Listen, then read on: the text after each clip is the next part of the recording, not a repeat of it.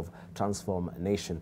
And just before we begin, I just want to also tender, or maybe just to kindly remind them on the rules of engagement. I have my red card and my yellow card this morning, and also my bell.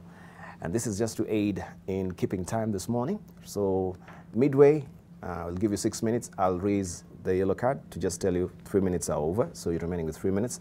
And of course, the red card is just to tell you you should be winding up.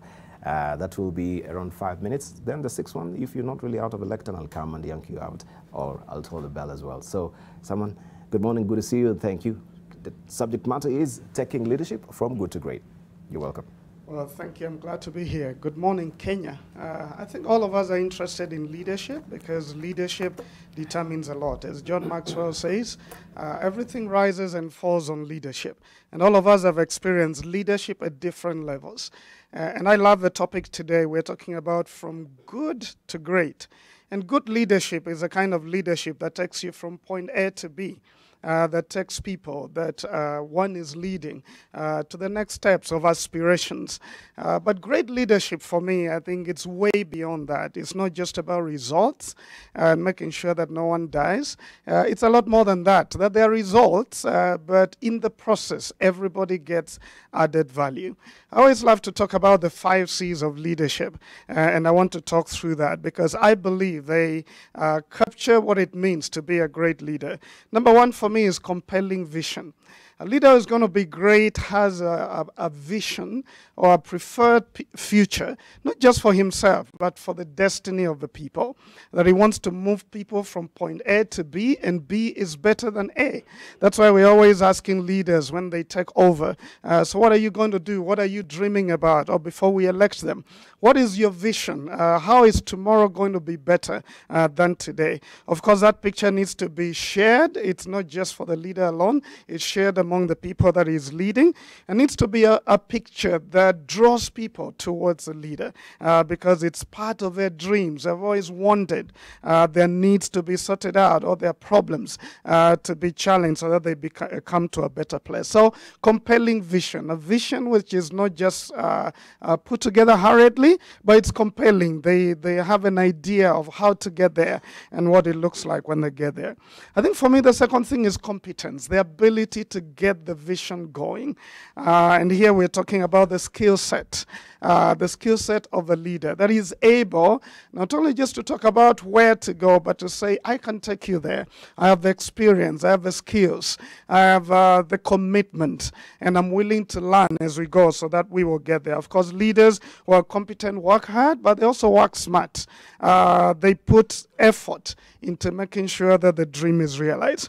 For me, thirdly, and very importantly, is character.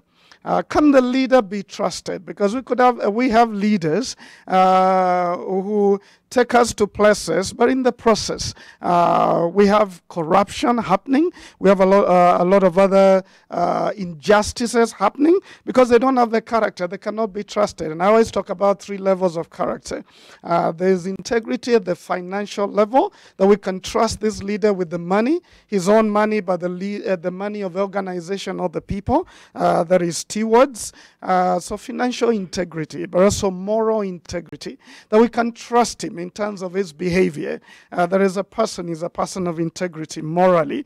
And lastly is, for me, integrity when it comes to words, relational integrity. Can we trust his words? When he promises to do something, do we think he has a commitment to do that? When he says, I will provide this for the people, can we actually trust his word, or is his word empty? Is a leader worth his word? Does he keep his word? So that's integrity, character, and to me this is foundational. It's really at the foundation of the trust of a leader. So 1 is compelling vision, 2 is competence or the ability to get results, and 3 is character. But then the other 2 sound like soft skills, but to me they're very important. Number 4 is conciliatory. I think we need leaders who can build bridges, and I'm not just talking about the BBI, but build bridges to make sure that people work together. Leaders are like shepherds. They want the flock to remain together. It's not us versus them. It's not we are better than those. It's not let's drive them out of town so that we get our place. I believe leaders stand tall when they realize that we all belong together, whether it's a country or an organization, whether there are those who dissent and those who support what is going on, that we are all people that want to go somewhere. So conciliatory. When it comes to conflict, then they quickly get down to solving the conflicts so that the conflict is not only resolved, it's actually transformed to something better. The aspirations of the people are taken care of. Number 5, for me, is care. A true leader truly cares for the people. Like, again, what President Moi, the former, used to say, siasa mbaya, maisha mbaya. I really believe a true leader cares about the lives of the people. What's going to happen to the people? Are they going to become the better for it? A true leader stands tall when they lift up others. Not pushing other people down to look great, but raising other people up so that they go up with them. That's care. That's the commitment to add value. The ability to put their ears on the ground and listen to what the people are saying. What is the needs of the people? What is going on with them? How do we protect the people? We're talking about coronavirus.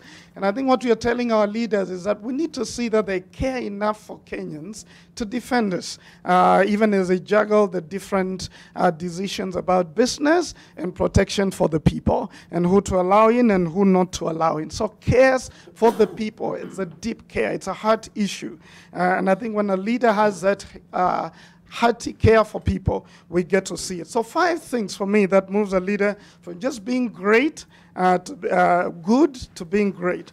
Number 1 is compelling vision, clear vision of how to take people to a preferred future. Number 2 is competence, the ability and commitment to get the job done. Number 3 is character, that they are trustworthy, that character is at the foundation of what they believe in. Number 4 is conciliatory. They are all about building bridges and making sure that we together live in peace and harmony as we get to where we're going. And lastly is caring. They care for the people deeply, to want to lead, not just to have an ambition. So I pray that in this country we're going to produce many great leaders. Thank you. Right. And that is our fervent prayer as well, that in this country we're going to produce many great leaders. I've taken copious notes from his presentation there, Simon Bevy, who is the CEO of Transform Nations. Right now, we want to hear also from Professor Dominic Mwenja, who is the CEO of Mater Hospital, to also give us his slice of the subject matter that we have this morning, taking leadership from good to great. So he's walking to the lectern. So as he proceeds there, also wanted to remind you that you can hit us on Twitter. AM Live NTV is a Twitter handle. AM Live NTV is a profile name on Facebook, and 20686 our SMS portal. Also, you can follow me at Dibal Ainea. That is my Twitter handle. So we have Professor Dominic Mwenja on the lectern right now. Sir, you got 6 minutes, beginning now. Thank you, Dibal. Good morning, Kenyans. I'll give you a list of things that I do believe define a great leader. And I know we'll have time to discuss some of this when we sit down with the panel. Great leaders have a vision, like my brother just said. Great leaders have a vision, and they stick to it. Great leaders have integrity. Great leaders have humility. Great leaders have courage. Great leaders are strategic. Great leaders have focus. Great leaders promote cooperation instead of divide and rule. Great leaders are inspiring. Great leaders have clarity of direction. Great leaders are decisive. Great leaders have passion. Great leaders will help you to succeed. Great leaders are intuitive. Great leaders are creative. And great leaders have emotional intelligence. Now, amongst all those, we all know that good leaders, sometimes they tell you what they're capable of, but great leaders show you what they're capable of. Great leaders will seem, or good leaders will seem as if they're bigger than life. But great leaders, they're greater than life, but they are also your friends. They also can relate with you. You don't want a good leader who you think is a great leader who cannot relate with you as an individual. Good leaders take what is given and make something out of it, while great leaders take what is not given and make something out of it. In other words, they provide solutions. And that's what I say when you are given resources to manage, and you manage those resources well, you're a good leader. But when you're given resources and you create great opportunities for individuals and for society, you are becoming a great leader. Great leaders, Dibal, put their best people with the best opportunities. Great leaders do not put their best people to the biggest problems. Great leaders take responsibilities of their failures. Great leaders are disciplined. Great leaders confront the brutal facts, and they face those facts. Having said that, Dibal and fellow Kenyans, we have to look at these several things that I just put forward and look at the leadership that you have and then ask yourself, is this a good leader or a great leader? The great author Jim Collins said, good is the enemy of great. And if indeed good is the enemy of great, we have to ask ourselves, what will prevent a good leader from becoming a great leader? Once we go through those several items that we just listed, then we can be able to tell who indeed is a great leader. In this country, we do have great leaders, and we are hoping we are going to continue to develop great leaders so that they can lead this nation, this economy, to greater heights. Thank you. Right, that is Professor Dominic Mwenja, the CEO of Mater Hospital, and he's given you, of course, a great list there of who, or the hallmarks of a great leader as well. He's strategic, he's focused, promotes cooperation, clarity of direction, they're intuitive, they have emotional intelligence. Also, they connect best people with great opportunities as well. Right, we want to hear right now from Tufosa Kwakesumba, who is the principal of St. Paul's University Nairobi campus, and she'll tell us also what she thinks about the subject matter this morning, taking leadership from good to great. Remember, you can hit us on Twitter, as always. AM11TV is our Twitter handle, AM11TV, our profile name on Facebook, and 20686, our SMS portal. Right, Trophy, you've got 6 minutes. Good morning, everybody. I trust you're well. What a time, I thought to myself, to be talking about great leadership, because it seems all around us we are looking at what we call failed leadership. Just yesterday, I read somebody who was talking about an organization that they had left, and they were describing how toxic that organization is. They talked about being shamed in public. They talked about lack of focus, really the opposite of what my fellow panelists have just been talking about. What is great leadership? And it does seem to me like we really do need, and especially in our country, Kenya, we need a change in our leadership. We need the kind of leadership that will take us from where we are, but to a different, completely different level. And so what is needed, and I just want to add to what my panelists have said today. As Dr. Mwenja mentioned, the first thing I think a great leader has is emotional intelligence. You see, when we lead, you don't lead things, you lead people. And people predominantly have emotion in them. And so when you're leading them, you must have emotional intelligence. The ability to know yourself, know how you're feeling, but also the ability to know how others are and how they are feeling and how best to connect with them. Many times when we look at how leaders make decisions, you can almost tell publicly that there's a disconnect between what our leaders are thinking and what we as the public are and where we are. The second type, and I want to talk about intelligences that a great leader has. So the first one is emotional intelligence. The second one is ethical intelligence. oh my, Kenya, don't we need a real change in terms of our ethical intelligence?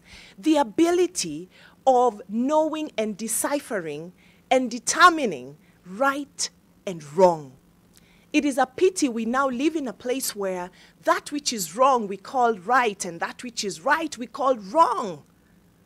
It is a shame, actually, that our leaders stand and call that, and this is leaders across board, and those of us seated here as well. That ability to distinguish right and wrong is ethical intelligence. And being able not only to distinguish it, but to model it, being able to be the leader who displays it and shows what is right and has it, talks the walk and walks the talk. The third type of intelligence that we need in our time today to move from good to great is the entrepreneurial intelligence. Entrepreneurial intelligence is that ability of being able to see an opportunity and in the best way possible with the least negative consequences, being able to take it and make it great. That might mean people, but that might also mean the opportunities that are available around us. I was thinking the other day, yesterday, I think I was listening to something and somebody was talking about how much time we spend on traffic, and yet there are solutions to traffic. That means if you look at, for example, if you look at digital opportunities right now, the digital technology has availed to us tools that we can use to manage our traffic. But what have we done? We are not using it. Entrepreneurial intelligence is being able to take the tools that are available and make them work for us and solve the problems that we have. The final type of intelligence that I'm going to talk about is transdisciplinary intelligence. We live in a time where you can no longer afford to be a master of only one thing. You need to be able to understand across board the things that are happening. And so the kind of intelligence, therefore, that we need is that which will enable us, where you can be able to read from different disciplines, take the best of them, and apply them to solve our problems. We do need to move from good, because as it has been said, good is the enemy of great. John Maxwell also said that leadership ability determines a person's level of effectiveness, and that actually, for you to look at, when you look at an organization and its effectiveness, it is directly correlated to the leader's abilities and the leader's competencies. The good thing is, leadership competency either is changed or it is lifted. Thank you.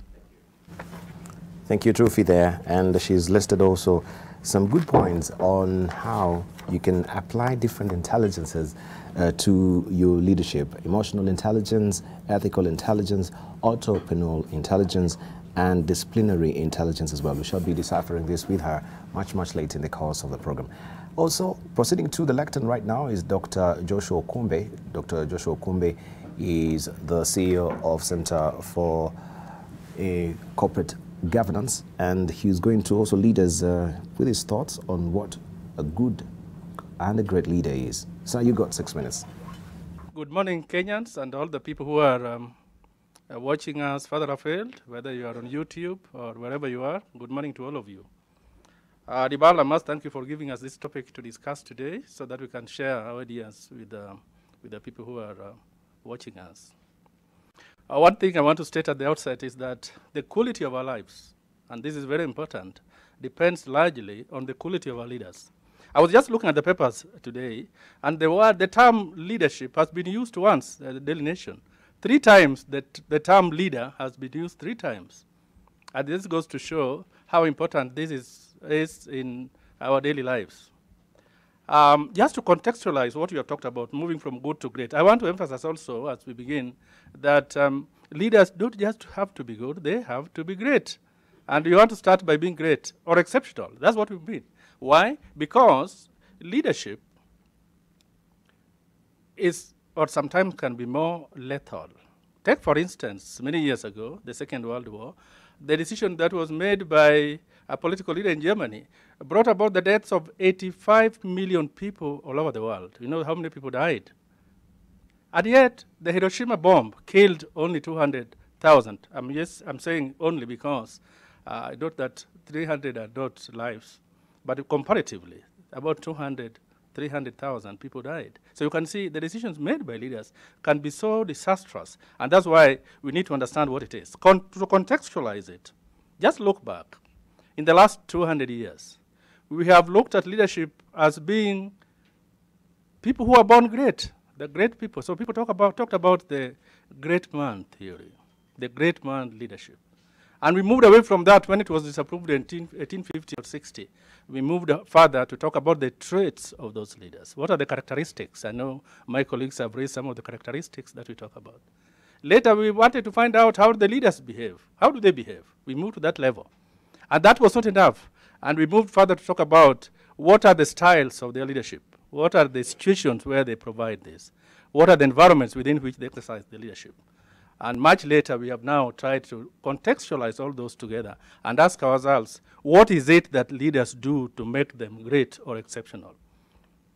Now, to contextualize that further, I just want to stress the point that 5 important things are important in the area of leadership. 1, the personality of the person, the character of the person, what you may call dispositional character of the person. That is what you bring to the table. What's your personality? What's your character? And that's critical. My colleagues have raised that also this morning. And secondly, it is also important how you exercise this thing called leadership. You can call it a concept, an activity, or a process. How do you exercise it in an environment where you deal with a number of people in that environment? Our relationship with the people, that's also very critical. Fourthly, it would also be very important for us to understand the interaction between us and the people we deal with, and the environment within which we do this. And finally, it is very important for us to see what are the outcomes of our leadership. Now, with that in mind, 5 critical things that you need to be a great leader or an exceptional leader. I want to start by stressing the point of trust. Very critical. That you must have and must come at the very beginning, the trust. And I want to demystify the word trust. Trust is part of our character. And yet, 3 important things about trust. Points of entry. One important point of entry, and my colleagues have raised that, is character, your character that you bring, the virtuous character.